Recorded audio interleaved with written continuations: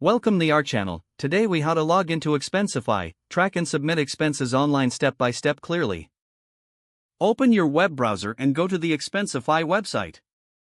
Look for the login button, usually located at the top right corner of the page. Click on the login button to proceed. You will be directed to the login page. Here, enter your registered email address in the first field. Next, move to the password field and input your password. If you want to stay logged in for future sessions, check the Remember Me box. Once you have filled in your credentials, click the Login button. If you've forgotten your password, click on the Forgot Password link. Follow the prompts to reset your password if necessary. After logging in, you will be taken to your Expensify dashboard. From there, you can begin tracking and submitting your expenses. Explore the various features available to manage your expense reports easily.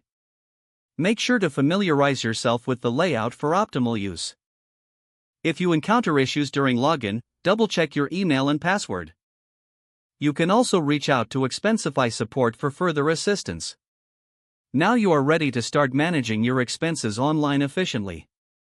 If the page does not load, refresh the browser or try again in a private or Make sure you are using the correct email address, then retype it carefully to avoid small typos. If your password is not accepted, use the reset option and create a new strong password you can remember. Check your spam folder for verification or security emails, then complete any requested confirmation steps. Enable two-factor authentication if available to improve account security and reduce unauthorized access risk. After signing in, review your profile details so your contact information and settings are accurate and current. If you see an error message, note it down and try again after restarting your device and internet connection. Log out when you finish, especially on shared devices, to keep your account and payment information secure. If the page does not load, refresh the browser or try again in a private or incognito window. Make sure you are using the correct email address, then retype it carefully to avoid small typos. If your password is not accepted, use the reset option and create a new strong password you can remember. Don't forget to like this video and subscribe to our channel for more step-by-step tech guides.